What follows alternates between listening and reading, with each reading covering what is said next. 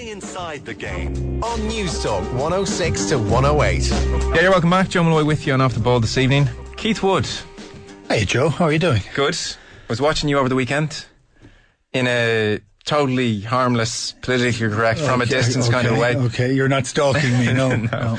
On the television, they've been showing the 97 tests all weekend. It's been fantastic. I'm looking a small bit larger in those days than I am now. It's funny, all right. I watched the second test yesterday.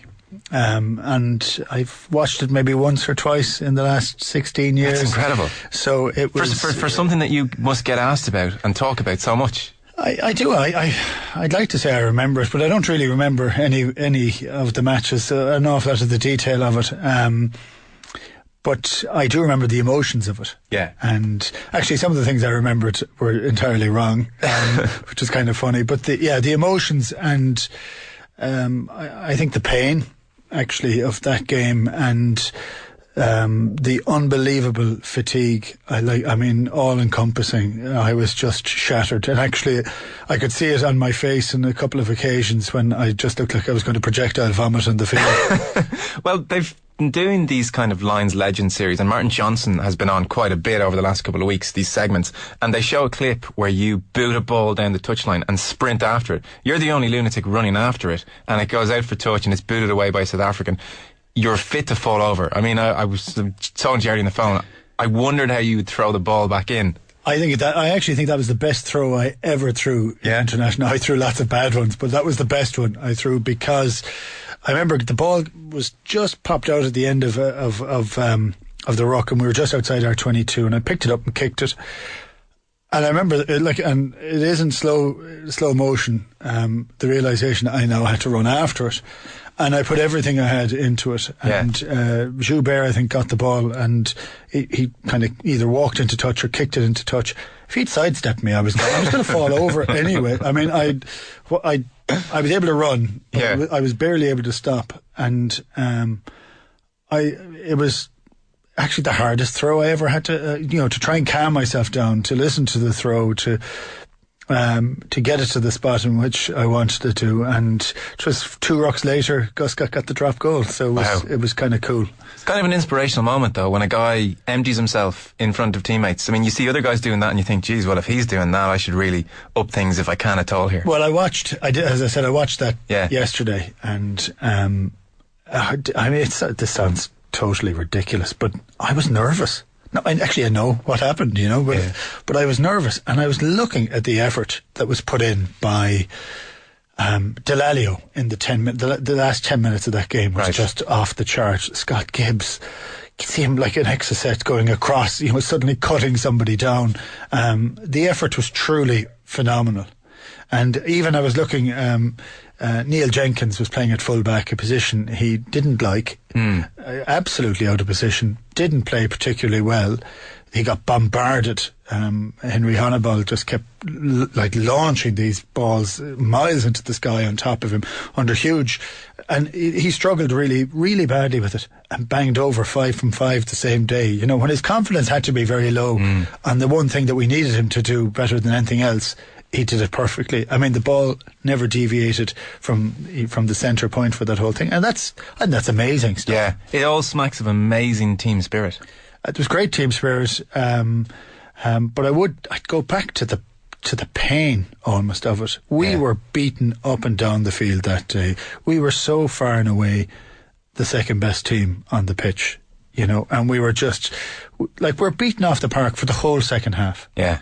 And we just clawed our way to keep in it. Not, how we got the draw and how we got into the lead to win. I almost don't know. Even watching it, I'm struggling to say we'd no business winning it. And a final point, because I could talk to you about this for about an hour, but sadly we don't have it. We talked to GA former players coming in, and TG Carr showed the old games, and many of them make the point that they wish they had never seen those old games back years later, because they imagined them as these high quality, phenomenal matches, and they watched them back in the cold light of day, the adrenaline's not pumping, and they're disappointed. Did you have that sense watching it? I have to say most of the rugby, not most of the rugby, a lot of the rugby I played in the 90s, I'm disappointed. Now, the laws are different. and you look at it differently, and we weren't as fit as you'd like to have been and all that. 97 shows up to any scrutiny. You know, it looks phenomenal. There are mistakes, of course there are, but the passion, the emotion, the effort is palpable coming through the screen. I love it. It was a great thing to be involved in. I think we're fortunate as well that Living with Lions DVD also reminds you of, some of the crack and some of the fun and some of those incredibly intense moments that were inside in a changing room or a team room. That's kind of cool to dip your toe back in that. I don't know if I mentioned this before. I did a favour for the RFU Museum, and as a thank you, they gave me colour footage of my father on the 1959 Lions tour, behind the scenes stuff that Jeff Butterfield, one of the players, had taken, and it's incredible. There's no sound on it, but it's brilliant. My father died when I was 10 years of age. It's kind of great to look back and see him in his pomp, at 25 or 6 years of age, on a Lions tour, and you can kind of see a bit of the humour and all that sort of stuff there. That's a great thing to have. That's just extraordinary. Yeah, and me and all the guys who toured in 97 are fortunate to have an actual record of an awful lot of behind the scenes as well. It's amazing stuff. It feels far less intense to talk about mere matters like Shane Williams, but Shane Williams, I mean, is this the strongest word I've heard is that it demeans the jersey slightly. Is that overboard? I don't know if it demeans the jersey. I'm unbelievably uncomfortable with it. And in many ways, I think at times it's like death by 1,000 cuts. If you keep nibbling away at the importance of the Lions and how special it is by drafting a guy in and say, look, don't worry about it, you can go again on Wednesday. Yeah, I temporary Lion. I don't like that. Yeah. I think that's...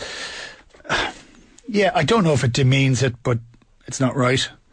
I would say that quite comfortably. It just sits incredibly uncomfortably with me. And he's retired from international rugby for a year and a half. He's playing... the Mitsubishi Dynabors. Yeah, and... that just doesn't set the world alight either. Now, I understand it's not the most important game, but for a Lion, every game is the most important game, and it has to be that way. And for me, it just shows that some of the preparation that went into the tour wasn't quite as good as it should have been. I think there should have been other players brought out.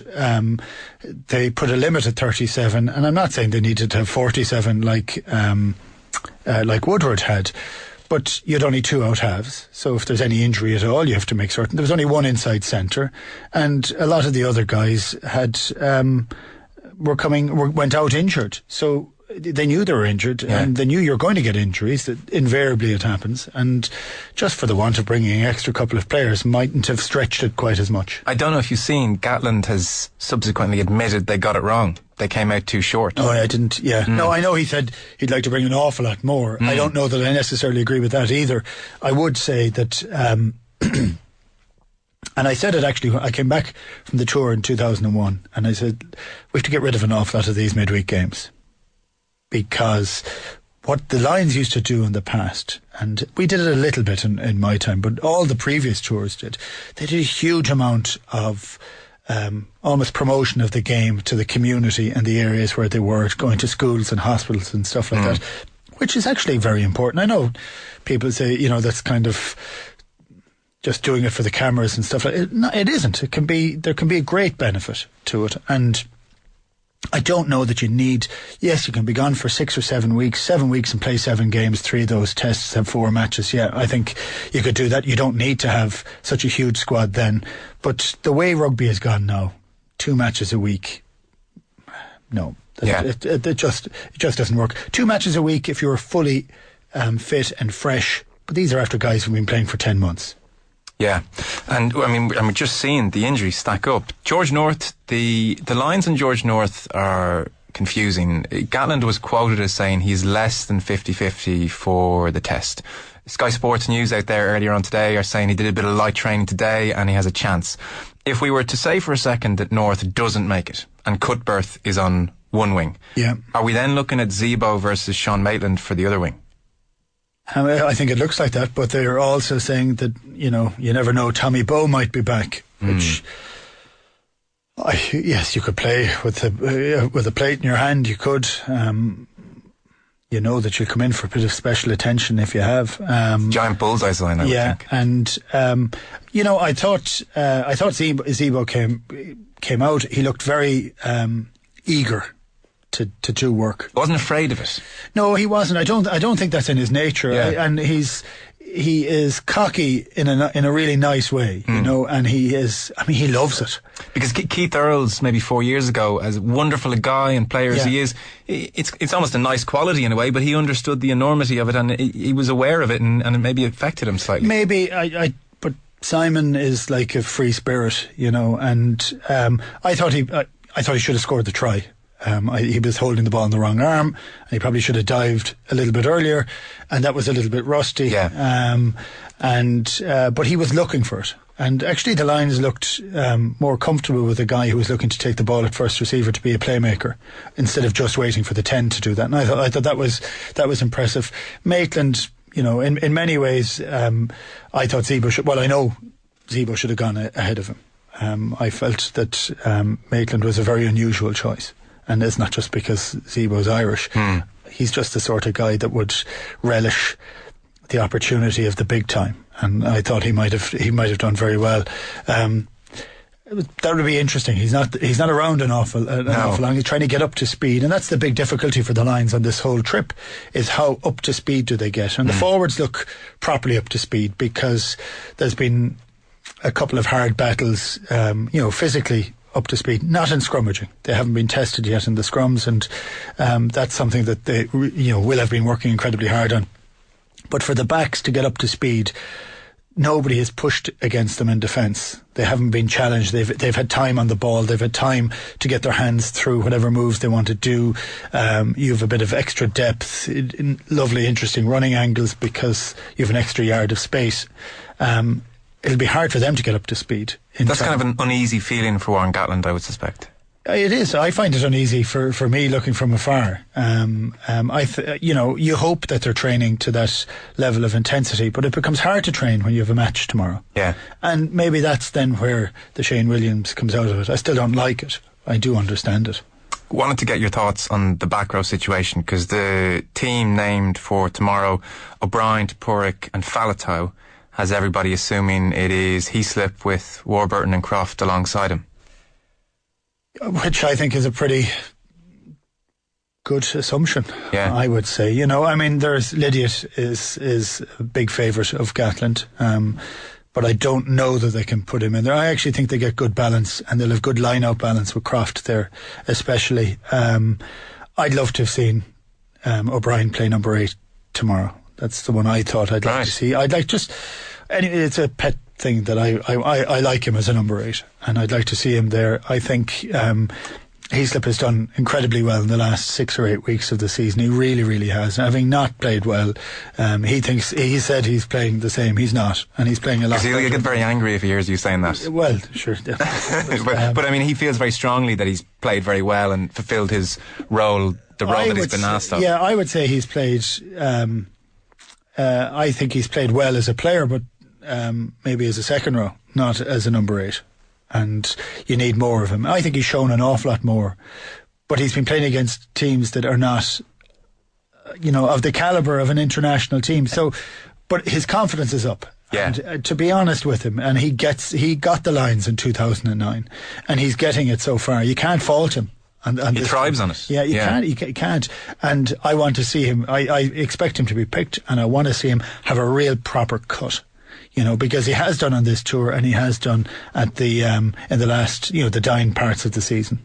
We've about a minute and a half. Your overall sense, it's this thing, the hype, and it drags on for so long, and it seems almost surreal that we've arrived at a point where we actually are just 5 days out from an actual test against Australia. Are you feeling good about it? Has it been positive so far from what you've seen? Thank Jeebus for that, that we finally get to the point, I was bored of some of the matches, and I loved the Lions. I love it, and I found it.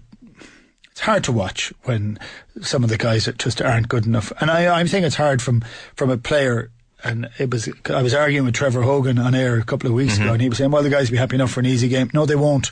They don't have time for easy games. They need the big game. They need to get up to match speed. I'm frustrated because I know that they have to be frustrated, and when they get out there and they get their chance to go and do it, I just can't wait for Saturday. And it hasn't been overhyped. There has been overhyped, but in fairness, I think Sky have kind of got it right for an awful lot. They haven't overplayed the games. They've said these guys are not good enough that they're against, and I literally cannot wait for this game. Keith, great stuff. Thanks so much for coming into the studio. That's Keith Wood. In the next hour, we're talking